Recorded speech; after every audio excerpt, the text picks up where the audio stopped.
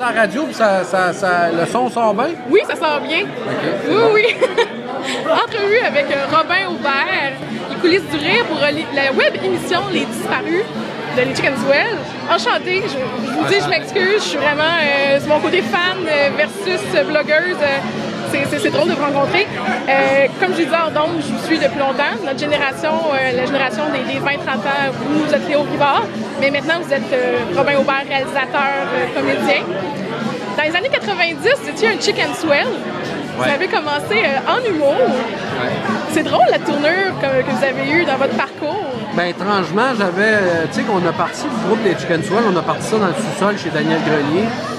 On voulait, dans le fond, notre défi, c'était d'avoir assez d'argent pour payer une limousine pour aller au bal des finissants et amener nos blondes au bal, tu sais. Puis on a fait un spectacle et la salle était pleine à craquer. On faisait des publicités personnelles, on se déguisait entre les récréations pour inviter les gens, on était en secondaire 5.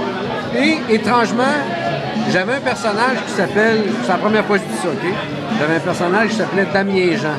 Un personnage que les gens ont adoré, très très timide. Il avait les cheveux longs avec des lunettes très pognées. Il y avait un petit poulet en plastique.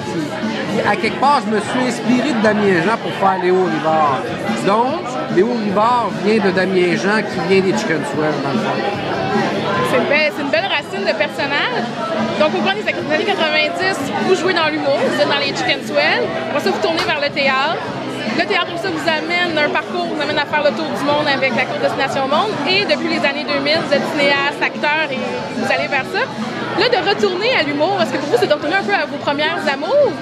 Ou Ben moi, avant d'être comédien ou avant d'être réalisateur, dans ma tête à moi, je peux pas dire que j'étais humoriste, mais en tout cas, l'humour a fait partie de mon adolescence parce que c'était ma manière aussi d'approcher les femmes, les filles. Tu sais, quand t'es ado, moi, je me suis servi beaucoup de l'humour. Et à quelque part, les gens pensent, ils ne savent pas, mais je suis quelqu'un qui est vraiment considéré comme un peu l'homme qui souffle, le poète maudit, le machin chouette. Mais à quelque part, je suis quelqu'un d'extrêmement comique. Fait que le fait de... Mais j'ai des choses plus dramatiques, c'est sûr, dépendamment du vécu. Mais le fait de revenir à un humour, moi, ça m'a fait extrêmement bien.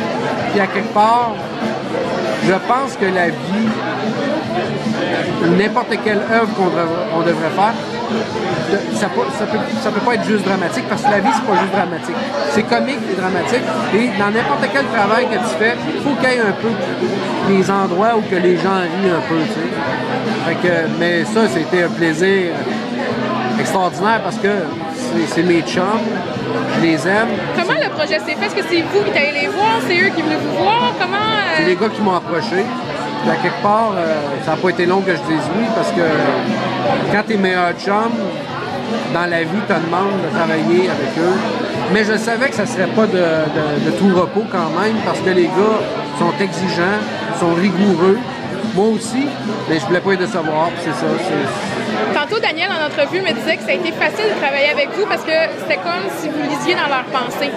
Tout se faisait quasiment naturellement parce que justement, vous aviez les mêmes référents, le même passé, le même vécu.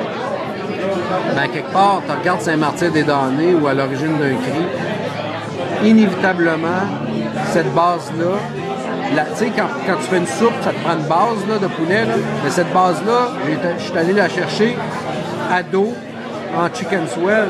Puis je me sers toujours de ça. Tu sais, dans mes films, il y a toujours des personnages un peu plus grands que nature, exagérés. Il y a toute une partie que le monde appelle ça poétique maintenant.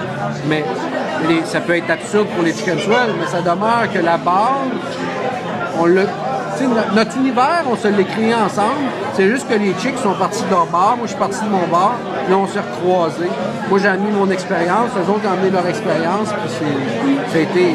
Et pour avoir vu les deux premiers épisodes, c'était quand même quelque chose de jouer dans le policier burlesque, mais sans être quétaine. Tu sais, sans le côté Gilles Latulippe que peut aller l'univers des Chicken Swell lorsque déjanté au maximum. Ben écoute, ça c'est l'intelligence des gars. Les Chicken Swell, c'est des auteurs pour moi. Au-delà du fait que ce sont des humoristes, c'est des auteurs. Ils ont écrit un scénario, ils ont écrit une série télé, ils ont écrit un scénario d'1h30 qui fait que, c'est une histoire qu'on suit. Au-delà des gags, il y a une enquête policière. Ça, c'est extrêmement difficile à écrire. Est-ce qu'un jour, on pourrait voir ça en DVD sans les jeux? Est-ce que vous pensez que c'est quelque chose qui pourrait sortir?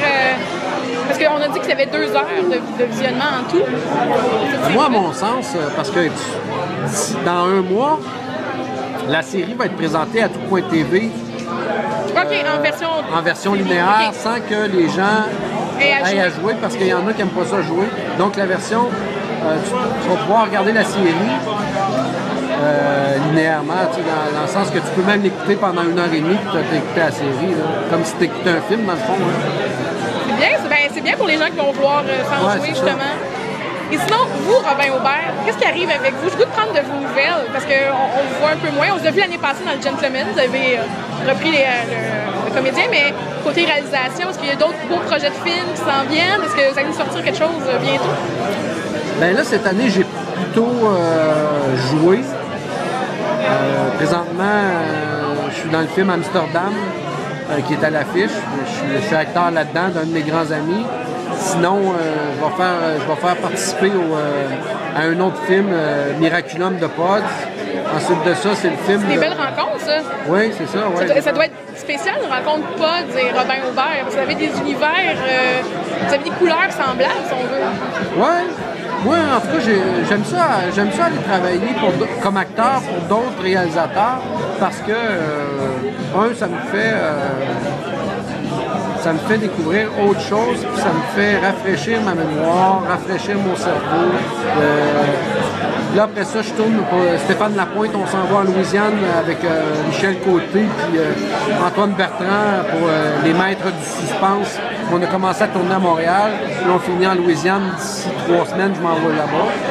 Puis après ça, l'année prochaine, je m'installe sur une table de bois comme ça, je vais écrire, puis je vais voir, en espérant que les chicks écrivent Disparu 2. Parce que ça... Ça serait bien, hein? Ça serait bien. Honnêtement, tu vois, c'est des gars que j'aime, fait que j'aimerais bien ça continuer avec eux autres. Qu'est-ce que je peux vous souhaiter? Que Disparu 2 revienne. C'est bon. Mais merci beaucoup pour cette rencontre.